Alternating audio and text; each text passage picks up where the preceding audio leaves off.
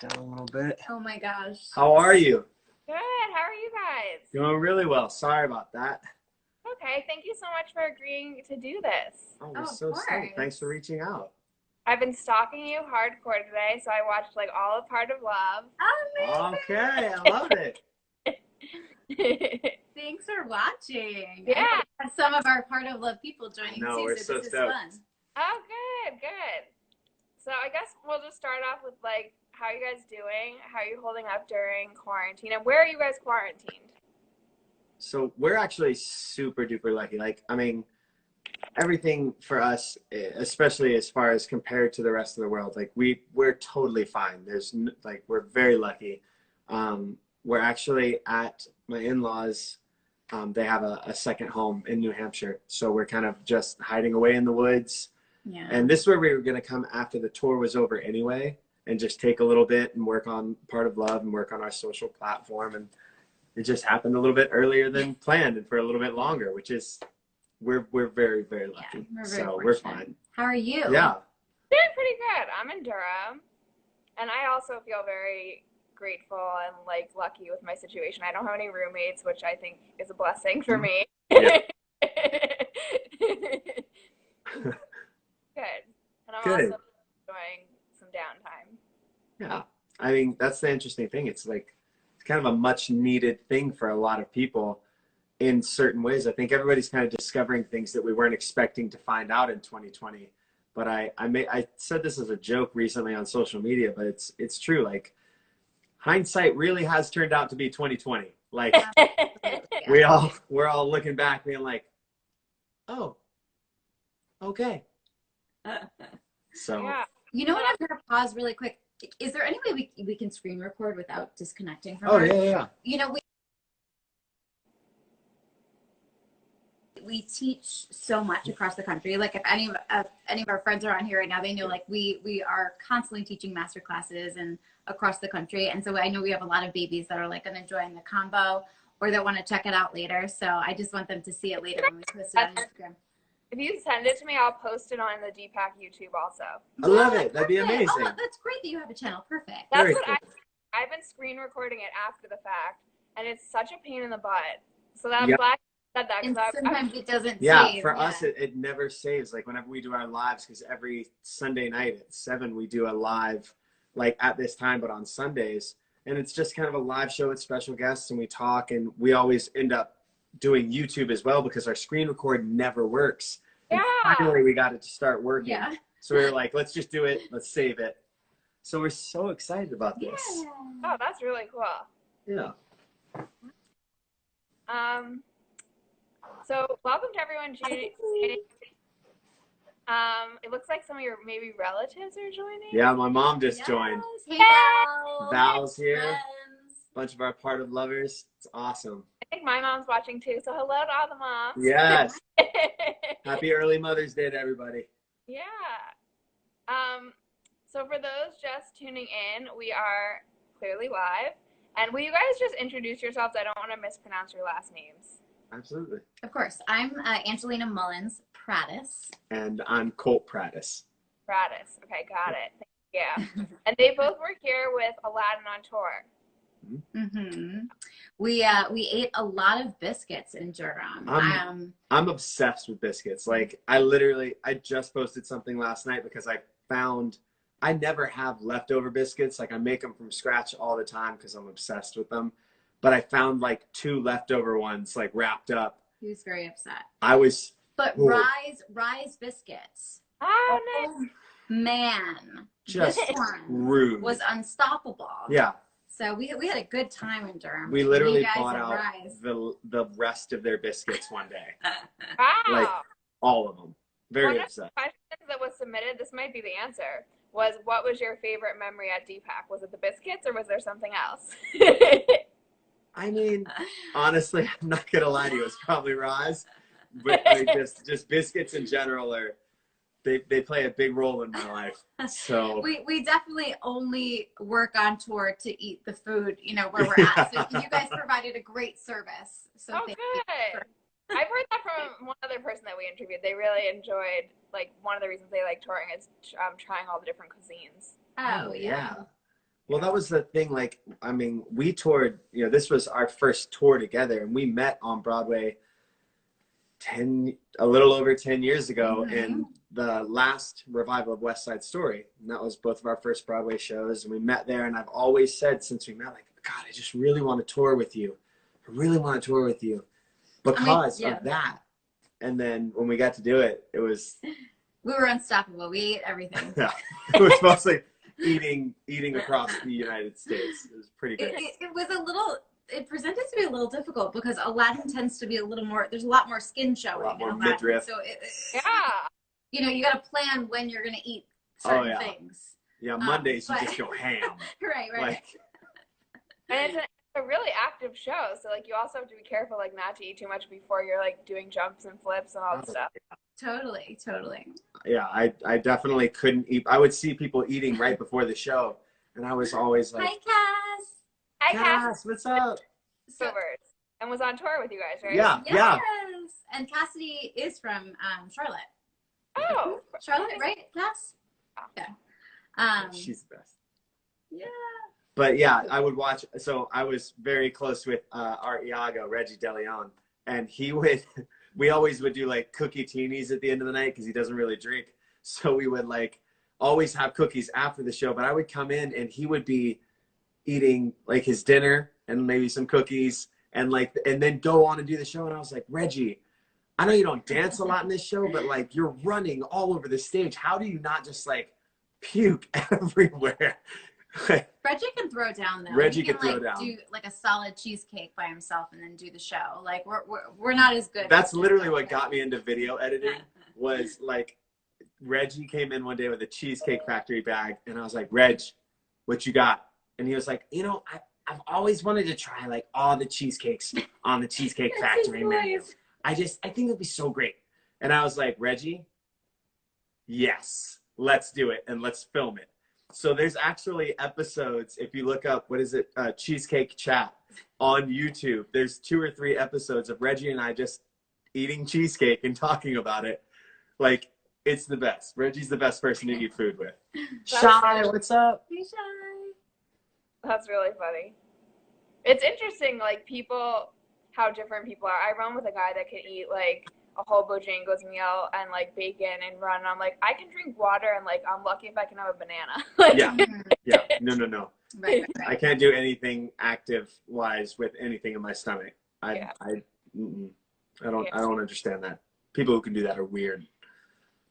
So the video editing, I saw on I think one of the videos you mentioned something with SEO. With all the stuff with Part of Love, are you just teaching yourself or have you taken courses or? No, It's a self-taught daily grind. Let me tell you.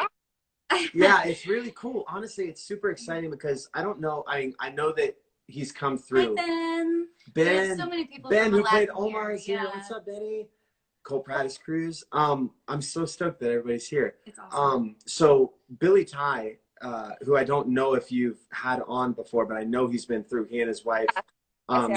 He was Elder Price in the Book of Mormon and the West End and on the tour, and then he was J.M. Barrie in Finding Neverland and Pharaoh and Wicked. Like he's been through, and he and I have been best friends since we were 11. And so Billy got super into photography about a year or 2 ago, and I went to visit him to see him in the Heart of Rock and Roll when it was out in San Diego doing its out of town tryout. And we went around with that camera all day, and I fell in love with like the camera, but I wanted to video stuff. And then so he and I just kind of like bounced ideas off each other. And honestly, if you go back and watch the first few videos, Ben, you can attest to this because you were in the dressing room when I would do it. I would literally sit there and we would record everything on the phone. And then I had an app that I downloaded to edit on the phone.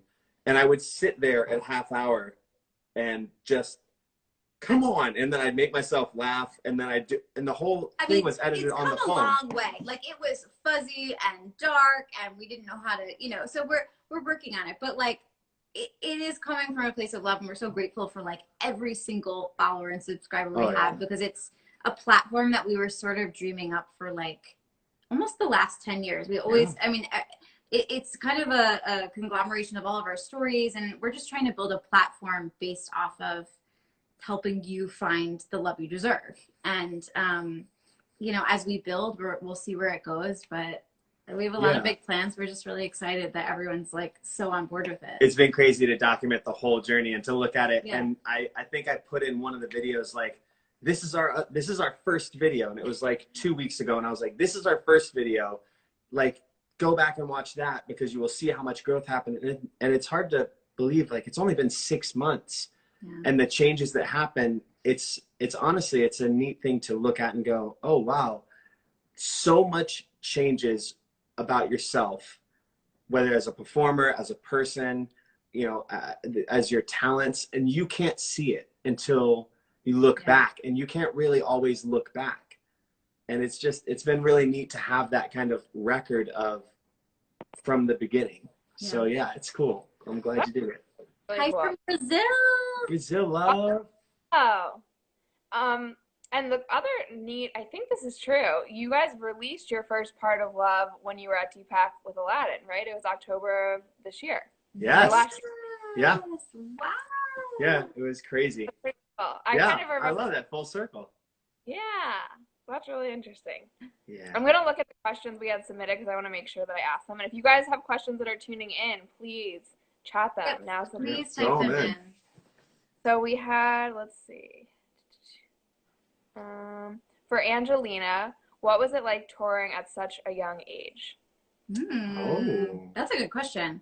And I'm sure it's similar. Like the audience for DPAC is a lot of performers that are coming up. So it was very eye-opening. I like cuckoo.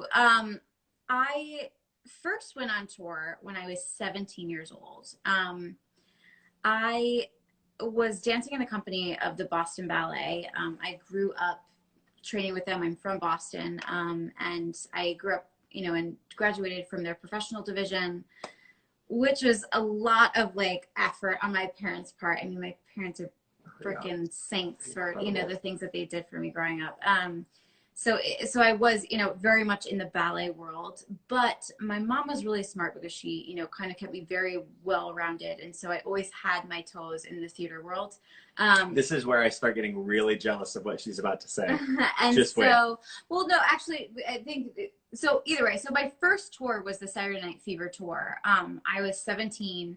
And I was in what would have been my senior year, but like I just wanted to work, and so I actually worked really hard and graduated early from high school. And so I went on tour with Saturday Night Fever because one of my mentors was Dave Clemens, and he just kind of like scooped me up and, you know, put me on the road. And you kind of adjust. I mean, I honestly had a little bit of a head start because being in a ballet company, I already was working with adults, and you're already kind of like in that zone. I always worked professionally with the company anyway, so I was kind of groomed for that. But nothing can prep you for all of the life things that happen when you go on tour that young. You know, like I don't think I knew how to do laundry.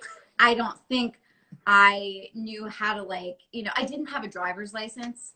That was very interesting. I think I had like friends teaching me how to drive on the tour, which was like very terrifying experience for all of us.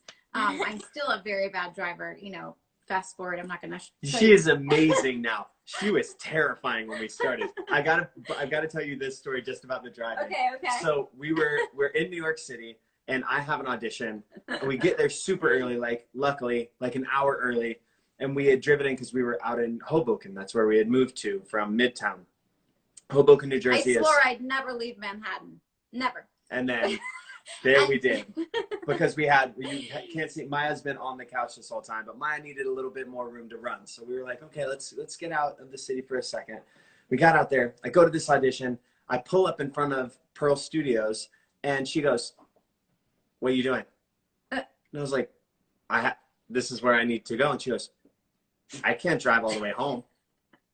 And I went, well, what do you mean? You know, if you know New York, or if you're a New Yorker, no, it's hard. It's a nightmare to drive around there. It's a nightmare. So in my head, I assumed he was just going to drive through the tunnel and then walk the rest of the way because I can make it back from the tunnel, but I'm So certainly she made not... me drive her to the entrance of the Lincoln Tunnel and get out of the car and walk back to my audition. She was like, I can't, look, it's not my fault you didn't think about it. I can't do it. It's Drive me over terrifying. here. What are you doing? You're being crazy. It's ridiculous. Go, get out of here. Yes, I'm fine now. Now I'm a pro. Now I even drive in LA. So Oh, she there could you drive go. anywhere. She could drive anywhere. But yeah, I mean, if you go on the road early, it's an incredible experience. And for me, it was like my college. You know, I didn't go to college, so it was like I think a lot of us use college for obviously, you know, training, but a lot of us need college for like life experience. And so however you do your school to grow up, like that was my growing up. And I feel very lucky that it happened in that way. Yeah. I love that. Yeah. Great answer. We got one question out. It was for Colt, and it's a good transition because I was going to say, I think from what I read, Colt, you got into performing a little bit later in life. And someone who inspired you to be a performer. Oh, I think that was Colt Prattes Cruz. So what's up, Vaughn? T-Vaughn. I got into performing. There's like the joke reason that was like half of it, which is like to meet girls, because somebody told me that guys who were cool and popular knew how to dance, and I was like, oh, I would like to be cool and popular. I am neither. This would be great. As we have found out what he looked like before high school, and I don't want to. He was so cute, but even I'll send you pictures. I'll DM you pictures after this. It's not a surprise anymore. It was on national television. But the ladies at the talk outed him when he was doing an interview one day for Dirty Dancing, and he, you know, showed up looking beautiful on the talk, you know, and all, you know, the women were so. Because they showed a picture. It was me and Nicole Scherzinger. We're doing a thing for Dirty Dancing, and they showed a picture of her when she was 15, and she's still Nicole Scherzinger. She's beautiful, stunning. And she's just 15, which looks like now. And then they showed a picture of me, and when you see this picture, there's 3 people in the photo. It's me, a black guy, and a girl. And I had people ask me, which one are you? He is unrecognizable, but you have come so far. Yeah, I'm very thankful. But either way, so cute, glasses and blue hair. You're very sweet. Dude, this is why I married her. She makes me feel good. No, I actually got into performing in a large way because of Billy. I went and saw him in a show. I didn't know what musical theater was, and I went and saw Joseph in the Amazing Technicolor Dreamcoat at my high school, which was a very well-known high school in performing arts called Pebblebrook Performing Arts High School, CCC EPA. They are an amazing magnet program at Pebblebrook High School in Mapleton, Georgia. I remember seeing it, and I remember looking down the row, and it's such a vivid memory, but I remember looking down the row and seeing so many people smiling, and I was smiling so big, and they were so happy, and I just remembered thinking, like, I want to be a part of that. Like, I want to be able to do that. I want to make this happen. I want to be a part of the thing that makes people just forget, because, I mean, without getting into it, like there were some times that I just wanted to be anybody else, you know what I mean? And I think a lot of us go through that as kids. You just want to escape, and performing is a really beautiful and healthy way to do that, because to be a really good performer, you actually end up finding out that it's not escapism. You actually have to know more about yourself, and the more you know about yourself, the better you can be as a performer. Absolutely. So it just like, yes, it was, that's what inspired me to start, and then a million other things, but it was all Pebblebrook. I mean, hands down for me. Oh, and I have a little story to attest to liking to make people smile.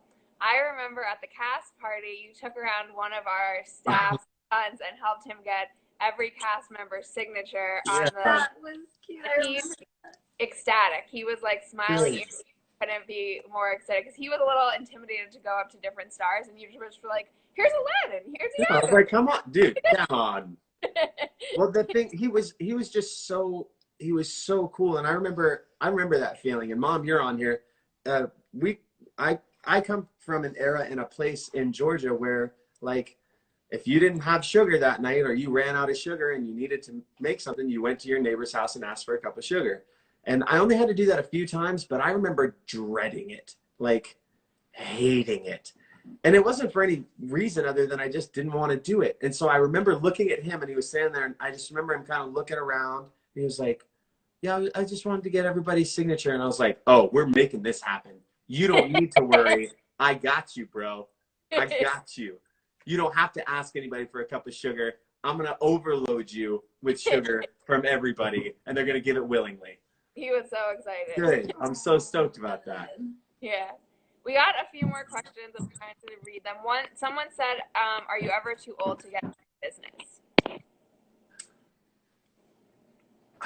Okay, no. No, but the business is, I mean, that's such a broad spectrum. So yes. There's your... I'd say it depends. I mean, it's like anything else. Yeah. I think it entirely depends. If you would like to be a prima ballerina and you're starting in your mid-40s and you've never danced before, it's not gonna happen. The likelihood is very low. However, maybe you're the person that makes it happen. I think, like I said, self-awareness is something that, you know. As performers, yeah, I think that is the main thing, though. Self-aware. The more self-aware you are, the better of a performer you can be, you know, because you understand, you know, your strengths and your weaknesses and where to go with that.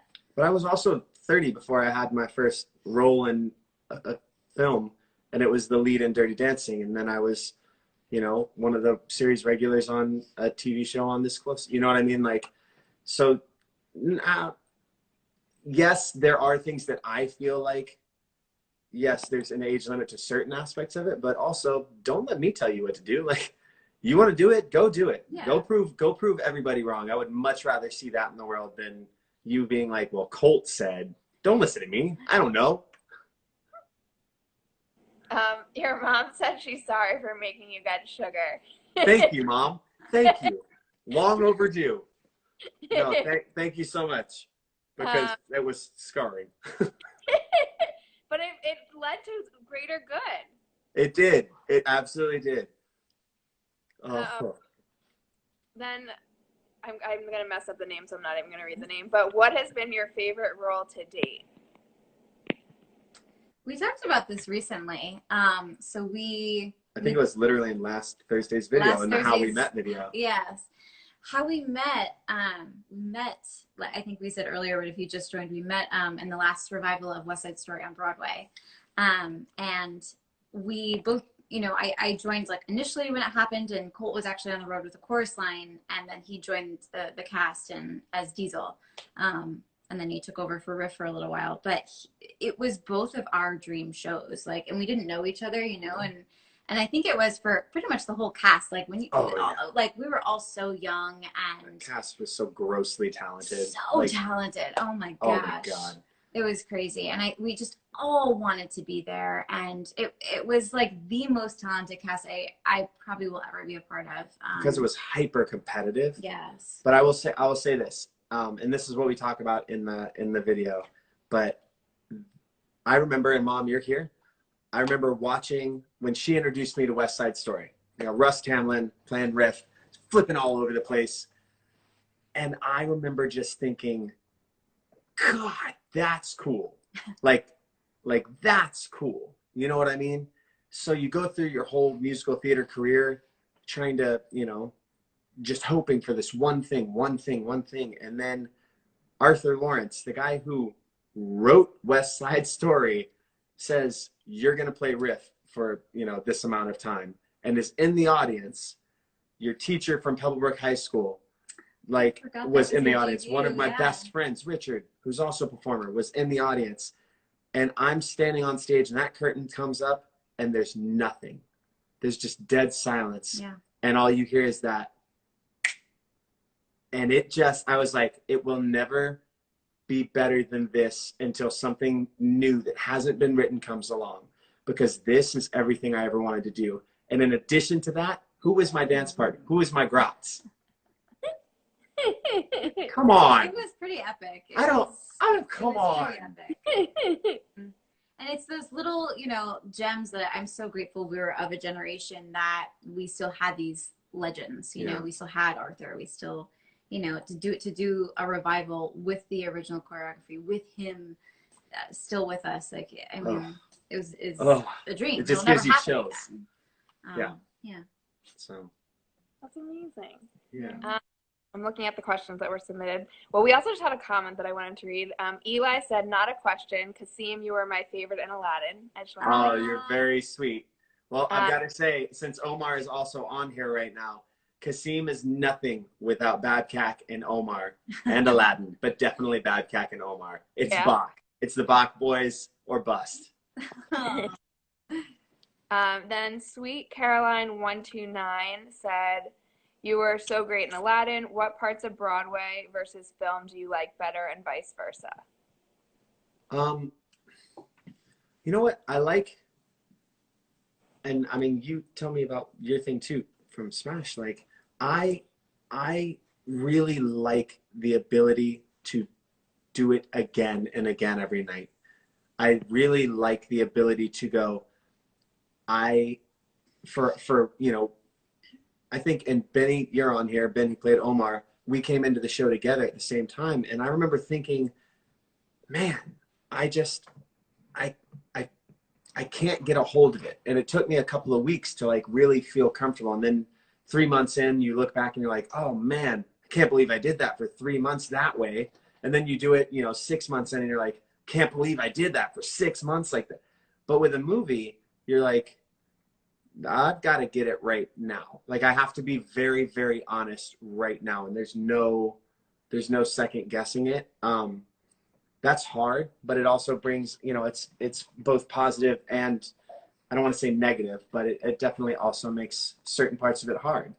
So that's what I would say, the kind of finite nature of being in film and TV is both good and adds a little pressure. So if that's not your jam and you really just like to work and refine something over a long time, like film and TV is not your jam. No. I mean, I think there's something so comforting. Like, I am a creature of habit. And I think, especially growing up in the ballet world, or like just dancers in general, we like love habit and training and class and all of those things. So like doing the same show every night is not an issue for me, because you do the same bar class every day for years at a time, you know? So it's like, I enjoy doing, like, I'll sit in my shows for years, and a lot of times, you know, a lot of the younger generation will come and join a show and they get antsy right away, you know? And I'm like, we're only in year 3, wait till year 7, you know? It's like 6 months in and they want to jump ship and you're like, okay. Yeah. Cool. Sorry, this is Maya. Sorry, this is Maya. As you can see, Missy is also here, but Missy is staying out of camera and being polite. She's Maya, come here. We have a whole audience watching us. You sit down, please. Someone, while you were answering that question, are you happy you did the Dirty Dancing movie? Oh, God, yes. Yeah, for a million different reasons, not the least of which is, I mean, I grew up watching Dirty Dancing and watching Patrick Swayze, and this film is entirely different. And I am obsessed with the original. I am absolutely obsessed with it. But for me, a lot of the things that happened that were the most magical were things that happened behind the scenes. And I think that that's a hard thing to explain. And it was certainly something I couldn't really grasp in interviews that I was doing before it came out. But I think it'd be hard for me to properly explain to you what it feels like to see somebody like Abby, who genuinely had never danced before, do that lift. When she does it in the movie, that's genuinely her doing it, and that's genuinely my excitement at her doing it for the second time ever. Like, she overcame so much, and I watched her grow so much, and it just felt incredible to be a part of that, and to be a part of Ali Shearmer, who was our executive producer, to learn so much from her. I mean, she worked on the Star Wars franchise. She was flying back and forth between Rogue One and Dirty Dancing. The people that were there were incredible. And I mean, I got to work with Andy Blankenbuehler. P.S. Okay, so sorry, I love stories. So I grew up watching, so she didn't talk about the thing that where she said my mom was very good about keeping me involved with theater. Her summers were spent at Broadway Theater Project, which, if you know, like the cream of the crop of Broadway went to Broadway Theater Project, like a ton of them, like the Tyler Haynes stuff, Michael James Scott, Angelina Mullins, like the crazy talented people. A lot of them went to BTP, and they have that through line. That's because the teachers there, her tap teacher was Gregory Hines. Like, it was an incredible, like, Anne Ranking was her jazz teacher. So then she ended up joining the Fosse tour right after the Saturday Night Fever tour. My point is, I used to be obsessed with watching Fosse from the Tonys on. Well, I mean, I had a tape. We all, tape you know, back in the day, you'd like tape it when it came on TV and then rewind. It was and, on like, a thing watch called again. VHS tapes, kids. I'm sure somebody will come out with a retro version of VHS tapes soon, so you can all know what they are. But Sing Sing was the number they did on the Tonys, and it is incredible. But the most incredible part is Andy Blankenbuehler. Yes. There is nothing in my mind more special than watching him in that number on that stage. It is subtle, it is powerful, it's masculine, it's soft, it's brooding, it's a million different things. So I studied that thing in my room obsessively. And I never got to work with Andy. I never got to audition for Andy for anything. And then I'm going to my audition and I hear, if you get a call back, you'll be on with the choreographer. And I was like, great. Who's choreographing it? And they were like, Andy Blankenbuehler.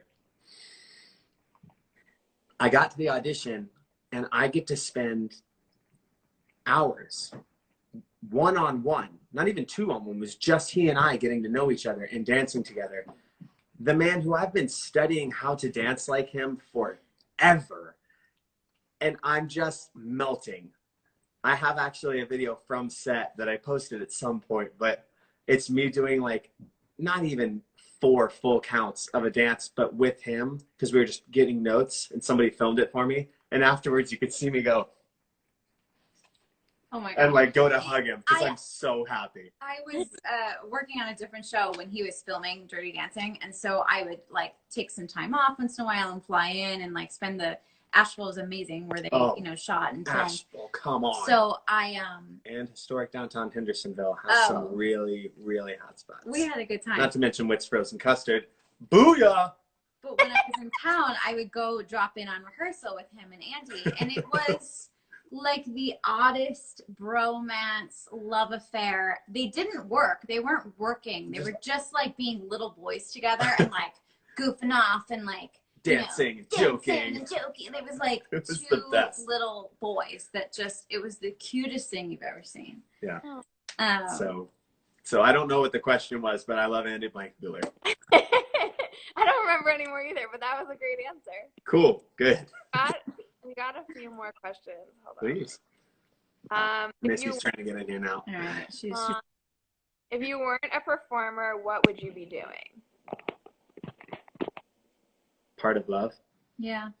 I think we in some way would be writers, producers of a platform we believed in, I just feel like we're doing exactly what we were I don't think we're not very good at doing anything other than exactly whatever we're called to do. Like, and however you want to, interpret that, whether it's God, the universe, what is it? What is, she says, fairy dust, fairy tales flying around telling you what to do. Like, I don't care what it is, but the thing that I was most called to do for a long, long time was perform.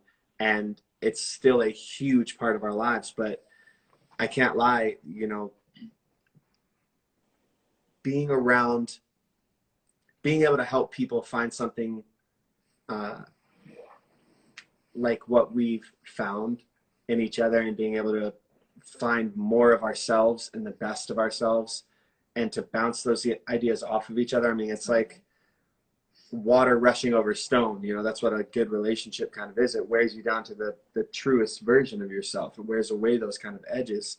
And I think that we found something that really means as much to us as performing does. And I think this is the only other thing I could have ended up doing. I'm sure I would have started off being a police officer because that's what my parents are, but I think it all kind of coincides though. Like, I think like when I was little, it was like, there was no doubt that I was going to be a dancer of sorts. And then it became very apparent to me that I was going to be a Broadway dancer, like it just the way my life worked out, you know? And so as you grow and as people come into your life, and if you're paying attention and if you're in alignment with your, again, self-awareness, you will pick up these gems from people. And we always tell our kids this, our students are our kids, you know, and we always tell them, you know, like, soak up every single gem.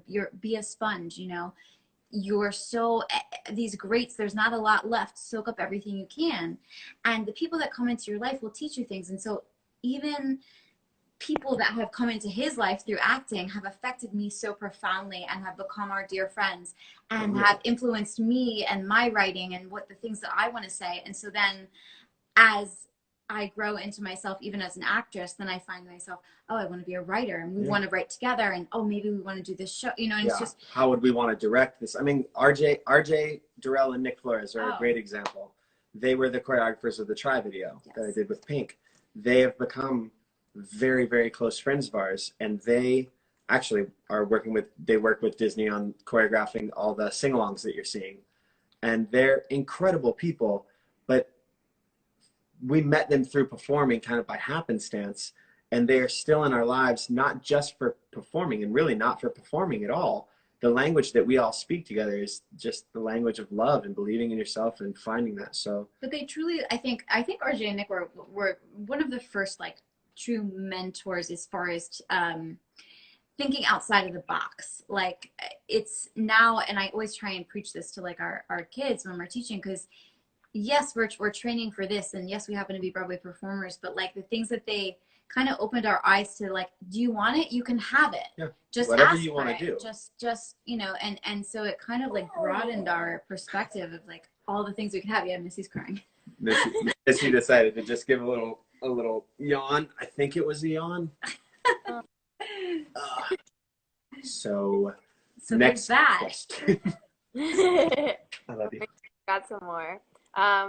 Oh My Occasions asked, curious about the silliest on-stage blooper or mistake that has happened on stage that you had to quickly recover from or work. Oh, you got a funny one? I got a funny one too. You go.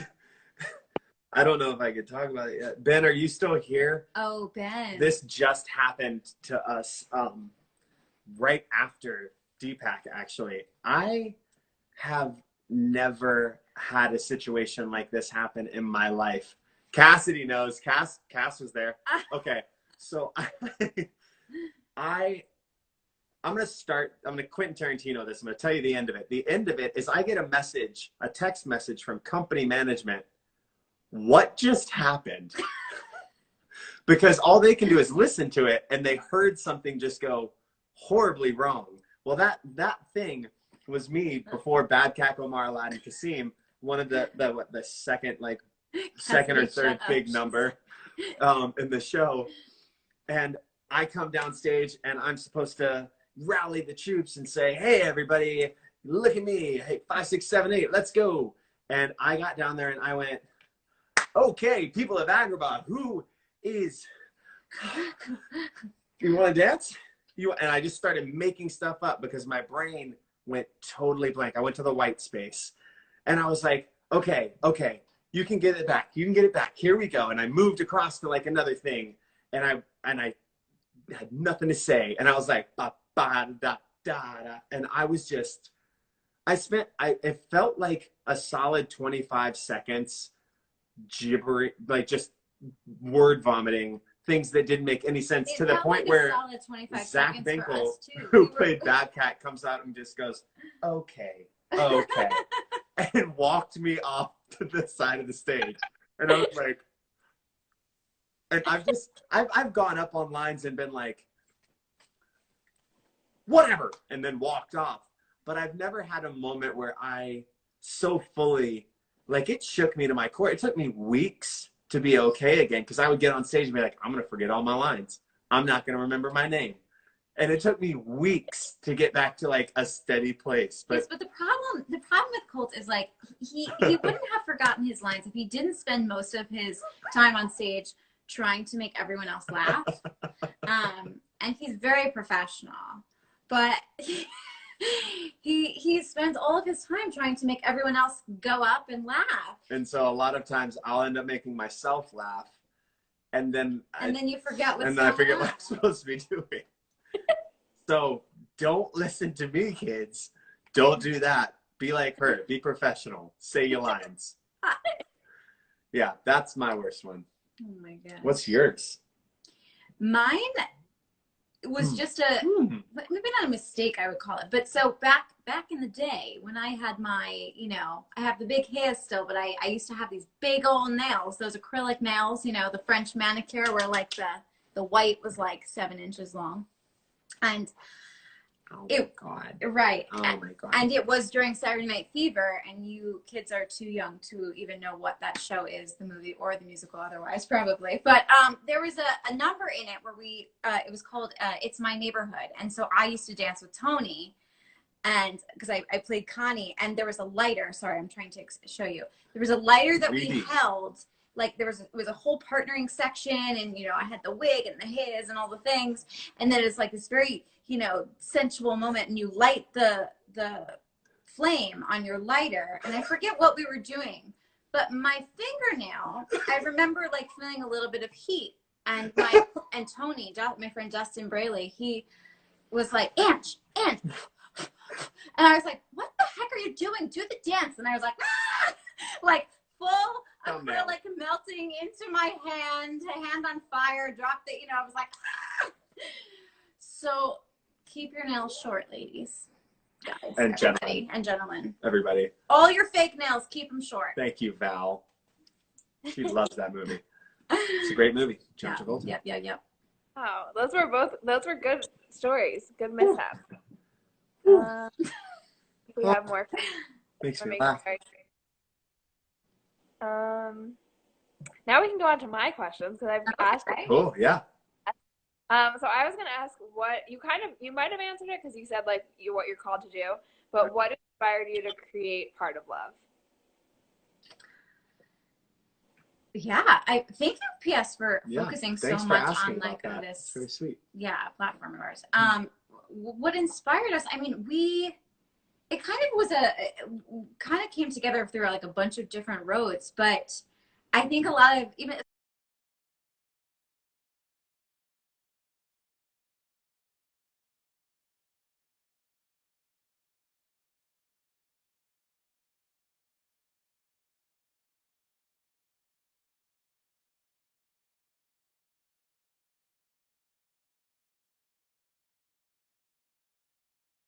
especially Cassidy knows, like I spend my time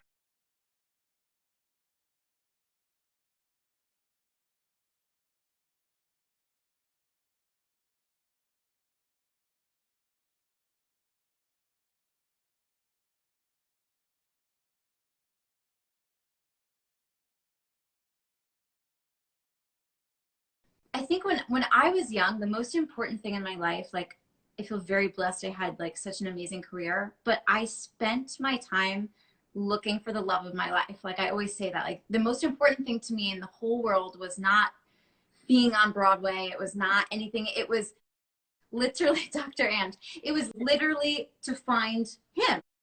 I didn't know it was him, but I wanted that love, more than anything else in the world. And so because of that, and I think we both feel the same, we dated a lot, and we have a lot of stories, and they are good and bad. Yeah, exactly. So like I am an open book because we want people to find the love that they want and that they deserve. And there's not a manual. Yeah, I think the world expects you to be really, really good at this incredibly intricate thing. Like, I think people say, oh, well, when you know, you'll know. Right. You may know, but then what? What's the next step? And we aren't given the tools, or we aren't taught the tools of how to love properly in certain situations. You know what I mean? Like, and a lot of us don't have a situation where we can act, like we don't have a place to go, like a safe place where you can, with no judgments, with no worries, be like, what does this mean? Like, what am I feeling? Like, what what do I do with this feeling? I'm angry, I'm upset, I'm happy, I'm this, I want to be with this person, like there's just so many possibilities. And we just wanted to give people a kind of a forum to be like, look, we don't know all the answers for sure, but what we do know is this is a part of love. Like, it's very simple. Like, this is a part of it from our experience. So I think that was what the call was. And then totally. And like, and honestly, it's kind of morphed. And what we realized is we want to turn it into a community first. We originally were like, wanted to write a screenplay, and very much in the future, it's very much happening. And we wanted to, you know, maybe we're like, no, maybe we do the book route first. And we're like, no, let's just literally build our platform and find our people and start helping each other first. Yeah. And then we can like go into the stories and all of the juicy things. Oh my God, the stories. I can't. We got a lot of stories. Come here. Come on. And that's cool. No. Another I had, kind of shifting gears a little bit, Colt, you mentioned that both your parents were cops, and I was curious, like, how they reacted to you wanting to be a performer. Like, were they supportive, or were they surprised, or? You know what? They were so insanely supportive. I mean, I was incredibly blessed in that way. My mom and my dad, both of them have been incredibly supportive of anything I've ever wanted to do. They just want what's best for me. And they, you know, they both love me very much. So I was very, very fortunate in that way. That said, there's a funny little story. My bear, can you sit down, please? Please. Thank you. She's like, no, my butt in your face, She's being a Dad. Little brushy right now. She's like, I can get away they with both this. are. They're both Watching. like running around the house. They've been sleeping all day, and now they're both running around like crazy. So when I first told my dad and my brothers about this, I said, you know, I'm going to go to this performing arts high school. And they were like, well, that's cool, man. What are you going to go for? I said, I'm going to go for singing. And they were like, because I was a vocal major. I wasn't a dance major. I was just in chorus, and I auditioned one day to get out of gym class. And then I got in. My mom was like, you're going. You're going. Like, it's very simple. I said, cool. Okay, Mom. Whatever you say. And I told them, and they were like, oh, buddy, you know, I mean, that's cool, whatever. You know, you're singing. That's great. You know, a lot of professional singers out there. It's not like dancing. And so then, and it was just an offhanded comment. They were supportive no matter what. And I said, yeah. And then, you know, a year later, hanging out, and I was like, so I'm thinking I'm going to start dancing. And they were like, what kind of dance? And I was like, you know, just, I don't really like music video stuff. I think like, I don't know, like they call it jazz, but they were like, well, man, at least you're not doing ballet. Like, it's not a big deal. Whatever, man, do you. Then I come up like a month later, and I'm like stretching in the floor, and I'm in a center split, and they're like, buddy, you doing ballet? And I was like, yeah, I am. And they were like, all right, man, well, good on you. My dad and I went through a little patch, and then when we were talking later, he was like, this man who, you know, Marine Corps, police officer, SWAT, undercover drug task force agent, like real traditional man's man. And he goes, hey, buddy, I've been watching MTV. I've seen a lot of dancing. I think you'd be really good at it. So cute. I remember being like, Pop, thank you. Thank you very much. And at the time, I had no interest in being in music videos. And that only happened by happenstance anyway. But yeah, so I was really lucky. And my mom was insanely supportive. She still works at the box office at Pebblebrook, at my high school. Goes in there and like works the box office just to like see the shows. And she's incredible. And talk a little bit about the music video, like how that happened and like what that was like working with Pink. I mean, okay, so we had gone out to Las Vegas to do a pre-Broadway run of a show called Surf. It was a Beach Boys musical. Let me first rewind you. Okay. Because, so he says to me, I'm doing, this is how all the stories start. No, it's cute though. So he was doing How to Succeed on Broadway. Turkey? Turkey is in the house. Turkey. Come on. Babe, thanks for staying up for us. You were doing How to Succeed on Broadway. Mm-hmm. I was doing Smash. I was like very burnt out from like performing and just like when I knew it was over, like wrapping for the season, I was like, okay, I'm going to take a break. Yeah. And he says to me, you know what? There is this show. Hear me out. And I'm like, okay. Always the worst thing to hear from me. If I say hear me out, I haven't really thought it out, but I'm going to explain it away. There's this show in Las Vegas. And I'm like, no.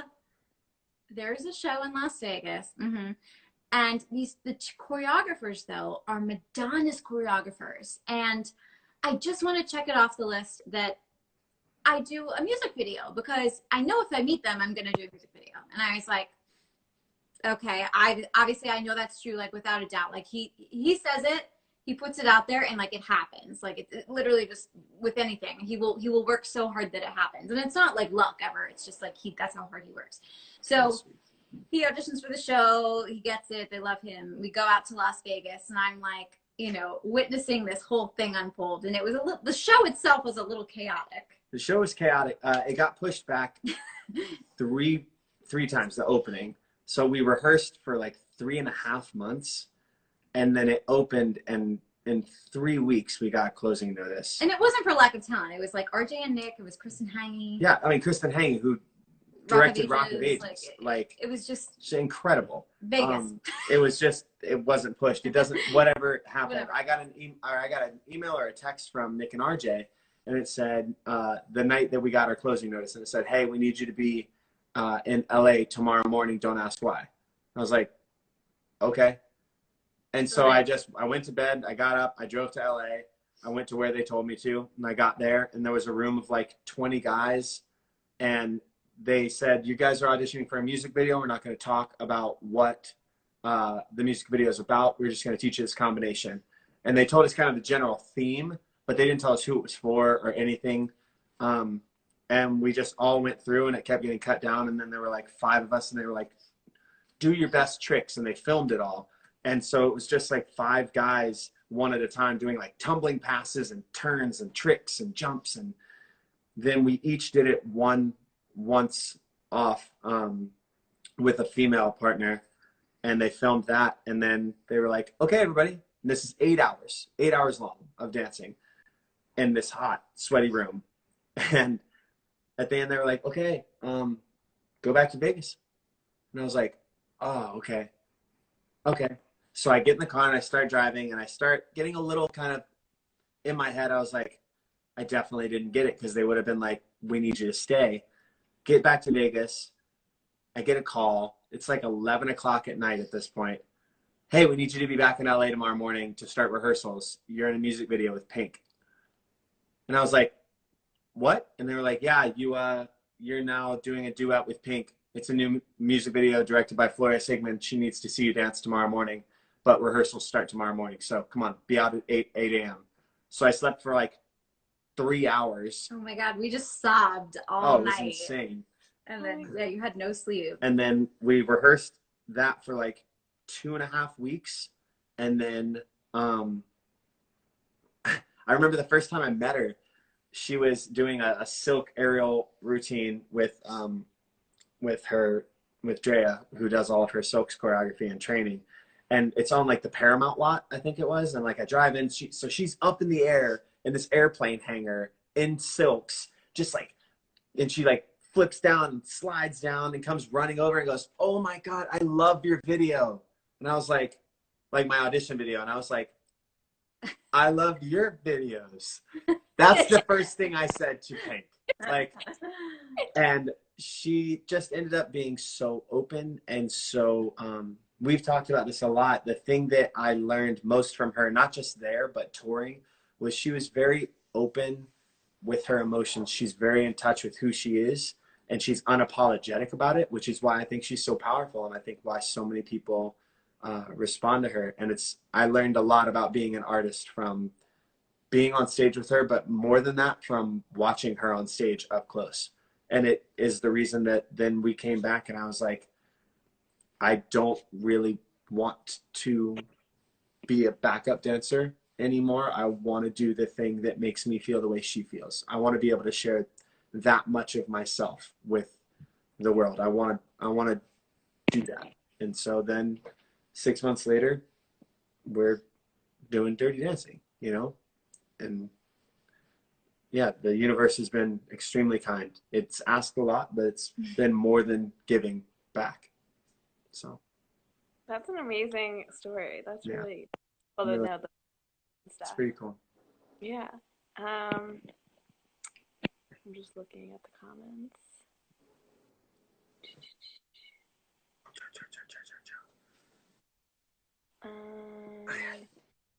We have a lot of time, so I'm trying to Nina, prioritize. Michael, you're so sweet always. Thank you for being here. Michael from Egypt, come on now. I love you. Thanks, Val. Um, Can you go lay down? Go to bed. Come on. Go to bed. No, go to bed. Your bed. I guess I know that it's gonna start counting us down soon, so I'm getting nervous. Okay. Don't get nervous. We'll Is there talk so anything fast. random? Yeah. We'll No, talk no. so quick. Starts counting you down, and then I get nervous because I'm like, oh no, it's gonna end. I guess another question is, what is it like working together?